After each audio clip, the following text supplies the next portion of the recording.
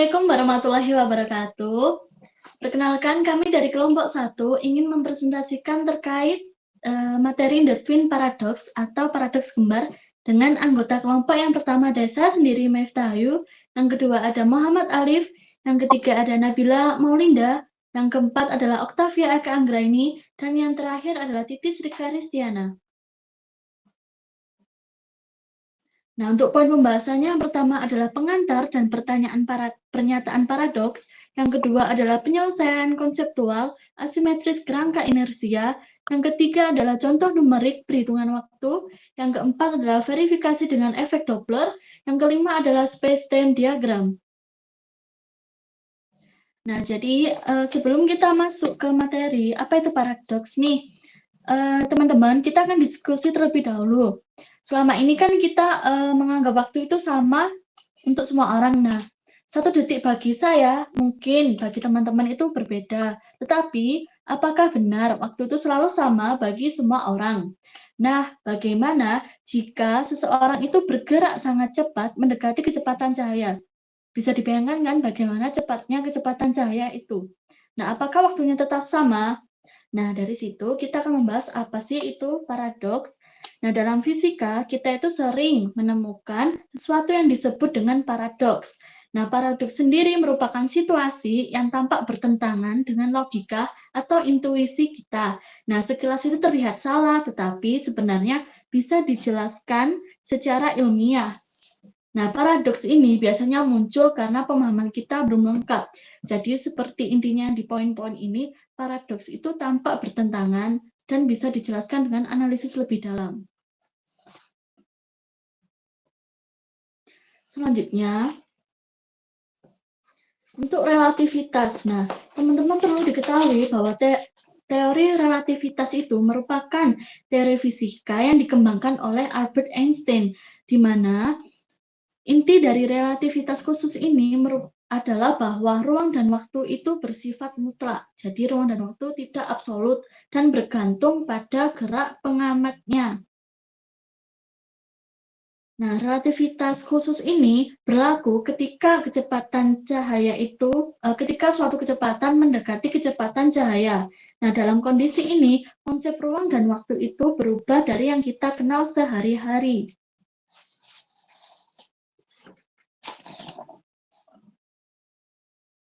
Nah, dalam relativitas itu tidak ada gerak absolut. Kata nanti Rika, ya Allah. Lanjut pada time dilatation atau dilatasi waktu, di mana salah satu konsekuensi penting dari relativitas itu merupakan dilatasi waktu. Nah, artinya jam bergerak sangat cepat akan berdetak lebih lambat dibandingkan jam yang diam. Semakin mendekati kecepatan cahaya, semakin besar perlambatan waktunya. Jadi dilatasi waktu itu merupakan peristiwa dalam teori relativitas di mana waktu yang diukur oleh suatu jam itu bergerak sangat cepat, akan tetapi waktunya itu lebih lambat dibandingkan dengan waktu yang diukur oleh jam yang relatif diam terhadap pengamat. Kalian ingat efek Doppler itu, jadi semakin sumber bunyinya itu mendekati pengamat, maka itu nilainya adalah minus. Ketika semakin jauh, maka akan plus, kayak gitu. Jadi kenapa ini nilainya di rumus ada minus? Karena jauhi si pengamat. Nah, kita beralih pada kasus yang seperti di buku Knet, di mana kasus ini adalah kasus Casper dan Amalia. Mereka itu adalah dua kembar identik, di mana Casper itu adalah di bumi dan Amelia itu berpergian ke planet lain dengan roket. Nah, roketnya ini itu mendekati kecepatan cahaya.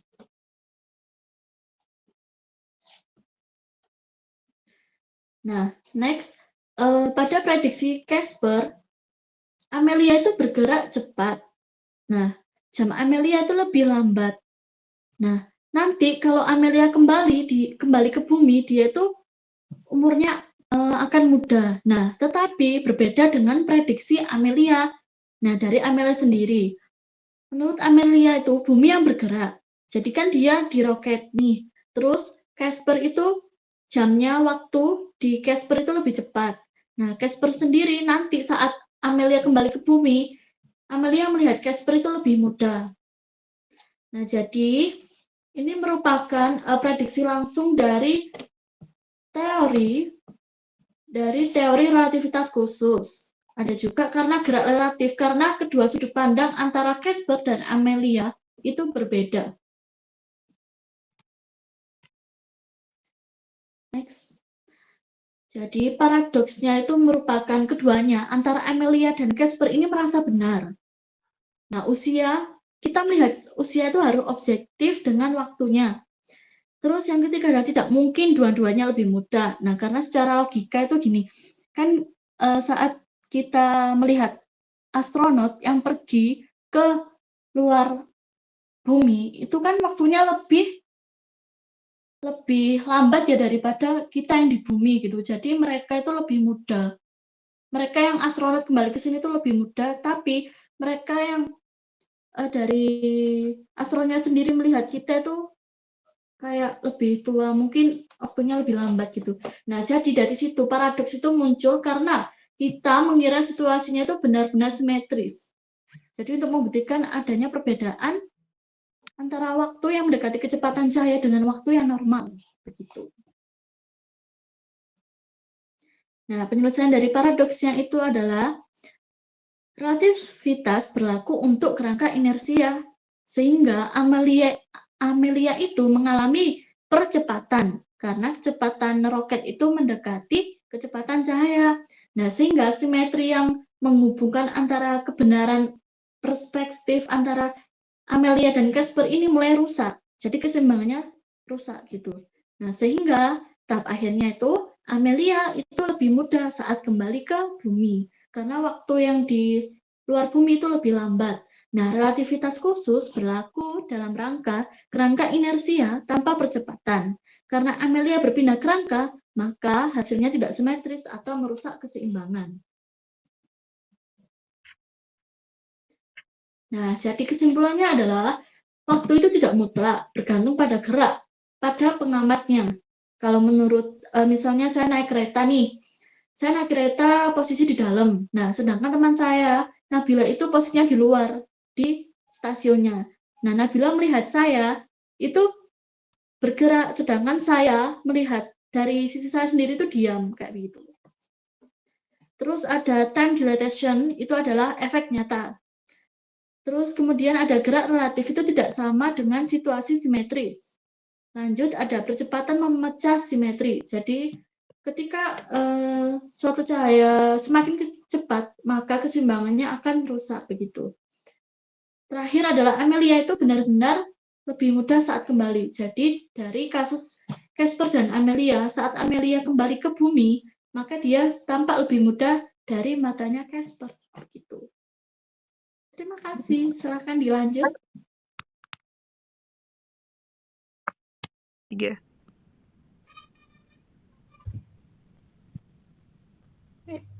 Oke, terima kasih Miftah untuk penjelasan paradoksnya. Jadi, dari tadi kita udah tahu nih paradoksnya di mana kedua kembar ini sama-sama bisa diklaim bahwa pihak lain yang lebih lambat waktunya.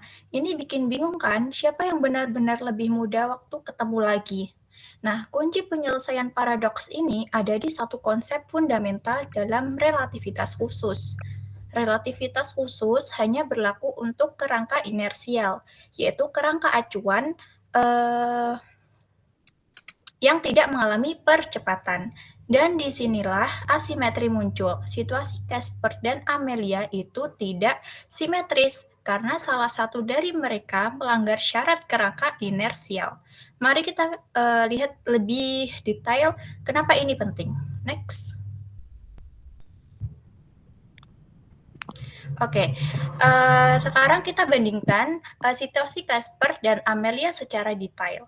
Casper selama eksperimen ini tetap diam di bumi, atau lebih tepatnya dia tetap di satu kerangka inersial, kerangka diam relatif terhadap bumi. Memang bumi itu berputar dan mengorbit matahari kan, Tapi untuk skala eksperimen ini kita anggap tidak ada percepatan yang signifikan. Nah, jadi Casper bisa dianggap berada di kerangka inersial murni atau bumi. Amelia lain cerita, perjalanannya melibatkan percepatan di beberapa tahap. Yang pertama, saat berangkat dia harus akselerasi dari kecepatan 0 sampai mendekati kecepatan cahaya. Kedua, dan ini yang paling apa ya bahasanya krusial kalau ya krusial. Saat berbalik arah di titik tujuan, dia itu harus deselerasi dari kecepatan tinggi, terus berhenti, terus akselerasi lagi ke arah sebaliknya untuk pulang. Ketiga, saat sampai kembali ke bumi, dia tuh harus deselerasi lagi sampai berhenti. Jadi jelas kan, Casper itu tetap berada di satu kerangka inersial, tapi Amelia itu berpindah-pindah kerangka inersial. Ini adalah asimetri fundamental yang memecahkan paradoks. Next.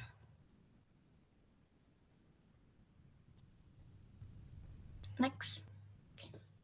Oke, sekarang mari sebelumnya. Mari kita lihat lebih detail apa artinya Amelia berpindah kerangka. Nah, saat perjalanan pergi, Amelia itu bergerak dengan kecepatan sekitar 0,6 kecepatan cahaya relatif terhadap bumi.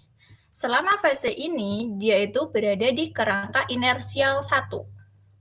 Kerangka yang bergerak dengan kecepatan konstan 0,6 kecepatan cahaya. Nah, tapi kemudian dia itu harus berbalik arah. Ini adalah momen krusial untuk berbalik. Dia itu harus mengalami percepatan yang sangat besar. Dari 0,6 kecepatan cahaya menjadi minus 0,6 kecepatan cahaya. Ini bukan kerangka inersial lagi. Nah, saat perjalanan pulang, Amelia sekarang bergerak dengan kecepatan sekitar minus 0,6 arah kecepatan cahaya atau arah sebaliknya yang relatif terhadap bumi. Dia itu sekarang di kerangka 2, kerangka inersial 2 yang berbeda dari kerangka inersial 1 tadi.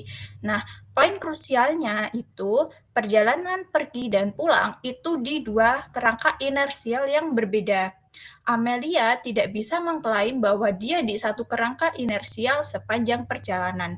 Nah, sedangkan Casper kalau kalian lihat, dia tetap di satu kerangka inersial dari awal sampai akhir.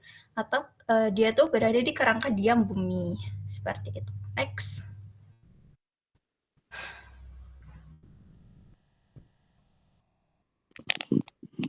Sekarang mari kita simpulkan asimetri antara Casper dan Amelia dengan jelas. Nah, teman-teman bisa lihat nih dari tabel perbandingan fundamental berikut. Casper itu berada di satu kerangka inersial sepanjang waktu. Dia tidak mengalami percepatan yang signifikan. Jadi, dia boleh memakai relativitas khusus murni untuk menghitung dilatasi waktu yang dialami Amelia. Amelia sebaliknya, dia berpindah kerangka dari kerangka pergi ke kerangka pulang yang saya jelaskan tadi. Nah, dia mengalami percepatan besar saat berbalik arah. Jadi, dia tidak bisa nih memakai relativitas khusus murni saat fase percepatan, atau dia itu membutuhkan relativitas umum untuk fase itu. Nah, ini adalah inti dari solusi paradoks.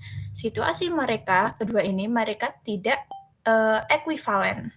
Mereka bukan di posisi yang simetris, seperti yang dijelaskan oleh Kak Miftah tadi. Casper adalah pengamat inersial sejati yang boleh memakai rumus dilatasi waktu relativitas khusus. Amelia adalah pengamat non-inersial karena dia mengalami percepatan dan berpindah kerangka, jadi dia tidak paradoks. Sebenarnya karena premis itu simetri yang membuat paradoks itu salah sejak awal. Mereka memang tidak simetris seperti itu. Next. Oke, kesimpulannya, jadi teman-teman, setelah kita bedah asimetri kerangka inersial tersebut, sekarang kita bisa jawab dengan pasti. Siapa yang berpindah lebih mudah saat mereka bertemu? Jawabannya adalah Amelia. Kenapa? Kesimpulan nomor 1. Amelia itu benar-benar lebih mudah saat kembali. Ini itu bukan ilusi, bukan perspektif. Ini adalah fakta fisik yang bisa diukur. Jam biologisnya, jam digitalnya, semua proses fisik di tubuhnya, semuanya mengalami waktu yang lebih sedikit dibanding Casper. Untuk kesimpulan nomor 2, ini bukan paradoks. Karena paradoks muncul karena kita salah asumsi bahwa situasi mereka itu simetris. Tapi setelah kita menganalisis dengan kerangka inersial, ternyata tidak simetris, jadi tidak ada kontradiksinya.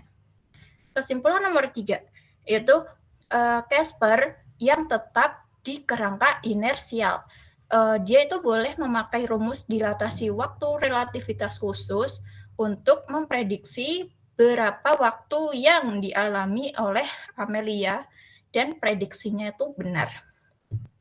Yang terakhir atau kesimpulan nomor 4 yaitu Amelia yang mengalami percepatan dan berpindah kerangka memang mengalami waktu lebih sedikit sesuai dengan prediksi Casper. Nah, ada satu pesan penting yang perlu kita ingat dari penyelesaian ini, yaitu relativitas itu relatif, tapi percepatan itu absolut. Nah, apa maksudnya?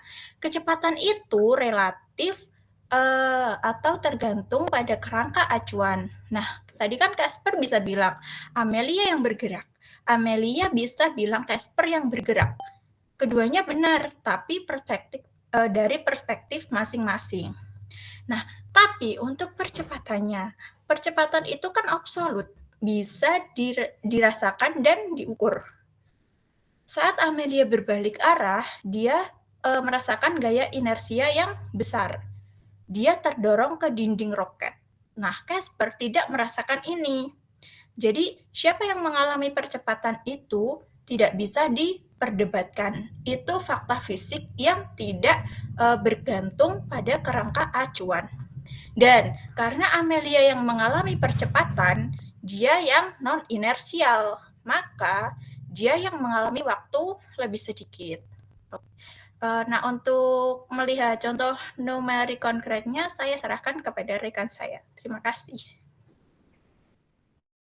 Baik, terima kasih Titis. Selanjutnya adalah contoh numerik atau contoh persoalan dari presentasi yang kita bahas. Nah, di sini saya mengambil contoh dari example 2.4 muon terkait muon dan dilatasi waktu. Nah, pada bab relativitas, salah satu contoh numerik penting adalah kasus partikel muon yang terbentuk di atmosfer atas akibat radiasi kosmik. Nah, muon memiliki waktu hidup sangat singkat, hanya yaitu delta T0 sama dengan 2,2 μs. Muon terbentuk pada ketinggian 100 km. Nah, pertanyaannya, bagaimana mungkin muon bisa mencapai permukaan bumi sebelum meluruh? Nah, di sini kita menentukan waktu yang dibutuhkan untuk turun. Nah, delta T sama dengan L per C, di mana L itu adalah panjang dan C adalah kecepatan cahaya. Delta T kita masukkan angka-angkanya. Di sini L-nya sama dengan 100 kali 10 pangkat 3, C-nya 3 kali 10 pangkat 8. Nah, kita hitung mendapatkan 333 μs. Nah, di sini artinya muon butuh 333 μs untuk sampai ke bumi, padahal waktu hidupnya hanya 2,2 μs. Nah, secara klasik, muon seharusnya sudah hilang jauh sebelum sampai ke tanah, tapi eksperimen atau percobaan menunjukkan muon tetap terdeteksi di permukaan, berarti ada sesuatu yang salah dengan asumsi klasik. Oke, next slide. Next, oke. Nah, di sini menurut relativitas khusus, sebelumnya, delta T sama dengan delta T0 per akar 1 min U kuadrat per C kuadrat. Nah, waktu di kerangka pengamat bumi, lebih panjang daripada waktu di kerangka muon. Karena menurut bumi, muon harus hidup selama 333 μS. Maka, di sini kita tuliskan 333 sama dengan kita masukkan angkanya tadi, 2,2 umurnya muon per akar dari 1 min U kuadrat per C kuadrat. Nah, selanjutnya kita mencari faktor relativistiknya. Kita mainkan angka-angka di sini, sehingga 333 per 2,2 sama dengan 1 per akar 1 min U kuadrat per C kuadrat. Sehingga 333 dibagi 2,2 menghasilkan angka 151,4, dan itu sama dengan 1 per akar 1 min U kuadrat per C kuadrat. Kita balikkan di sini untuk menemukan nilai dari akarnya, yaitu akarnya 1 min U kuadrat per C kuadrat sama dengan 1 per 1514. Oke, next.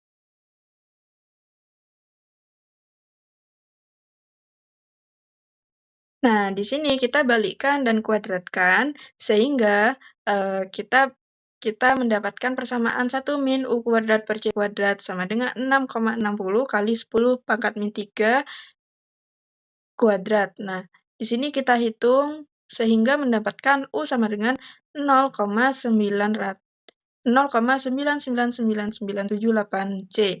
Sehingga kecepatan minimum muon supaya bisa sampai ke bumi adalah 0,99978 C. Nah, ini sangat mendekati kecepatan cahaya.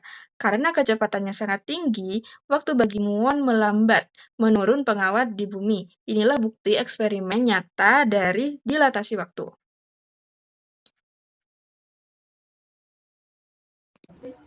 Nah, dari hasil perhitungan tersebut, kita mengetahui bahwa kecepatan muon harus sebesar 0,99978 kali kecepatan cahaya agar dapat mencapai permukaan bumi. Nilai ini menunjukkan bahwa muon bergerak sangat mendekati kecepatan cahaya. Bagi muon sendiri, waktu hidupnya kan tetap 2,2 mikrodetik. Namun, bagi pengamat di bumi, waktu muon terlihat jauh lebih lama, yaitu 333 mikrodetik. Artinya, waktu itu bersifat universal. Waktu tergantung pada kecepatan relatif antara pengamat dan objek, seperti yang sudah dijelaskan oleh Miftah dan Titis tadi. Baik, next slide dilanjutkan oleh Alif. Baik, izin melanjutkan penjelasan. Nah, setelah dengan contoh numerik, kita akan verifikasi dengan efek Doppler. Nah, sebelumnya kita bayangkan jika Amelia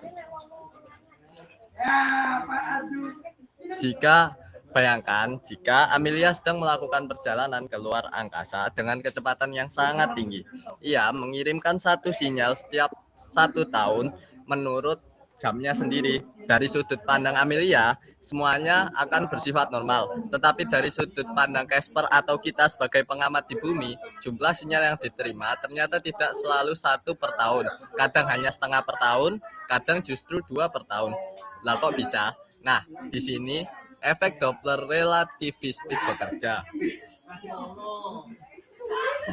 Amelia memancarkan sinyal secara periodik dengan frekuensi tetap sebesar 1 sinyal per tahun dalam kerangka diamnya sendiri. Artinya, frekuensi sumber adalah F sama dengan 1 sinyal per tahun. Jika sumber bergerak relatif terhadap pengamat dengan kecepatan mendekati kecepatan cahaya, maka frekuensi yang diterima berubah menurut persamaan Doppler relativistik. F aksen sama dengan F akar 1 kurang lebih beta per 1 kurang lebih beta. Nah, di sini tandanya berbeda. Yang atas itu, yang plusnya di atas adalah ketika mendekat, dan kalau tanda minusnya menjauh, itu artinya menjauh. Dengan beta sama dengan V per C. Di sini V sama dengan kecepatan relatifnya dan C adalah kecepatan cahaya. Next. Nah, bentar. Karena beta sama dengan V per C, Salah. Ini. Maaf, diketahui frekuensi yang diterima F aksen sama dengan 0,5 per tahun. Maka 0,5 sama dengan 1 akar dari 1 lebih kurang beta per 1 kurang lebih beta. Nah, lalu dikuadratkan menjadi 0,25 sama dengan 1 min beta per 1 plus beta. Di sini kenapa kok minus? Nah, di sini adalah ketika Casper menjauh. Kemudian dilakukan perkalian silang yang hasilnya 0,25 1 plus beta sama dengan 1 min beta. 0,25 ditambah 0,25 beta sama dengan 1 min beta. 1,25 beta sama dengan 0,75. Di sini dijabarkan lagi betanya sama dengan 0,6. Next.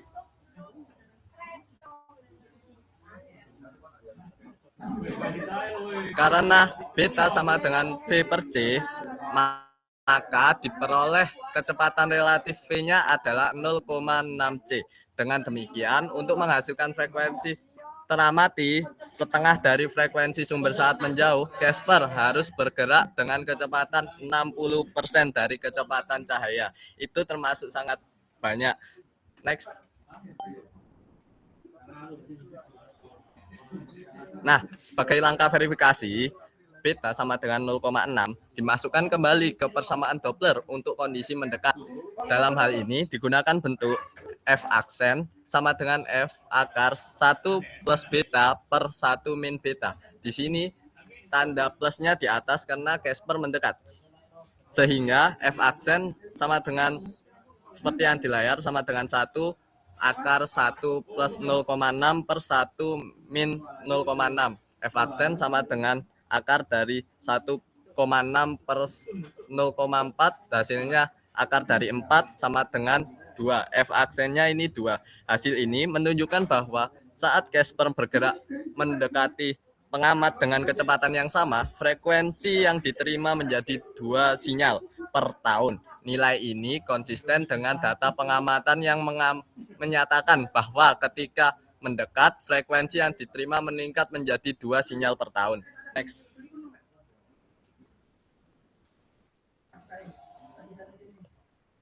Nah, di sini kita akan menghitung total sinyal yang diterima. Selanjutnya, ini kan yang diterima. Jika periode gerak berlangsung selama 8 tahun menurut pengamat, maka jumlah sinyal yang diterima adalah 0,5 kali 8 sama dengan 4. Sedangkan 8 tahun bergerak mendekat diperoleh 2 kali 8. Soalnya 0,5 ini ketika Casper menjauh dan nilai 2 ini dari ketika Casper mendekat.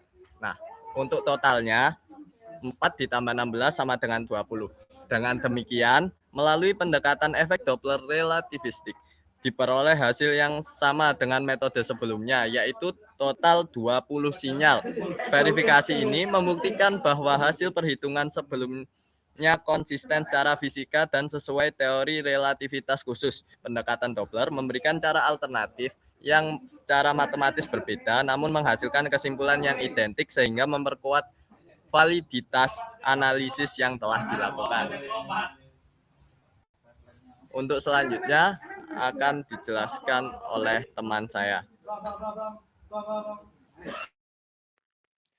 Nah, oke, terima kasih teman-teman atas kesempatannya dan penjelasan yang sangat mudah dipahami ya. Sekarang kita masuk pada pembahasan mengenai apa sih space-time diagram itu. Nah, pada bagian ini saya akan menjelaskan visualisasi perjalanan Casper dan Amelia menggunakan space-time diagram. Nah, berbeda dengan grafik biasa yang menaruh waktu di sumbu horizontal, pada space-time diagram waktu berada di sumbu vertikal dan posisi di sumbu horizontal. Nah, lintasan suatu partikel pada diagram ini itu disebut world line. Kemiringan garis itu menunjukkan kecepatannya dan semakin miring itu maka akan semakin besar kecepatannya. Nah, gerak dengan kecepatan cahaya ini juga dapat digambarkan sebagai garis dengan sudut 45 derajat. Oke, next slide. Nah, jika kita menggambar dari kerangka Casper, world line Casper itu berupa garis vertikal karena ia diam di bumi. Sementara itu, Amelia bergerak dengan kecepatan 0,6 cahaya, sehingga world line-nya itu miring dengan tan sudut sebesar 0,6. Nah, iya, itu menempuh jarak di 6 light years dalam 10 tahun untuk pergi dan 10 tahun untuk kembali. Sehingga total waktu menurut Casper itu adalah 20 tahun. Next.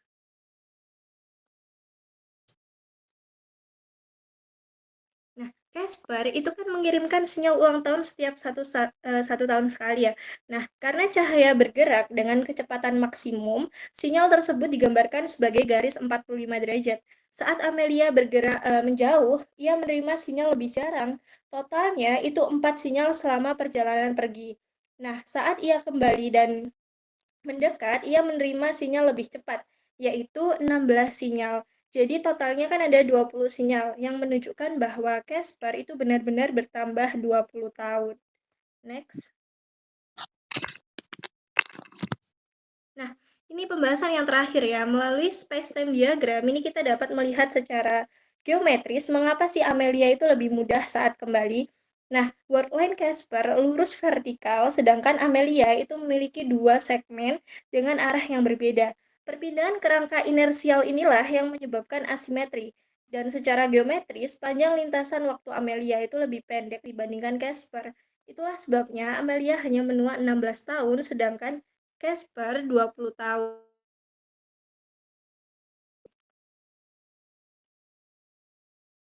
Udah, next.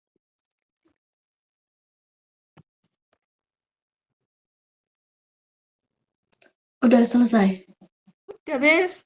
Oke. Oke, sekian penjelasan dari kelompok kami. Terima kasih. Wassalamualaikum warahmatullahi wabarakatuh. Waalaikumsalam warahmatullahi wabarakatuh. Waalaikumsalam warahmatullahi wabarakatuh. Dadah. Sudah ini. Udah. Sudah.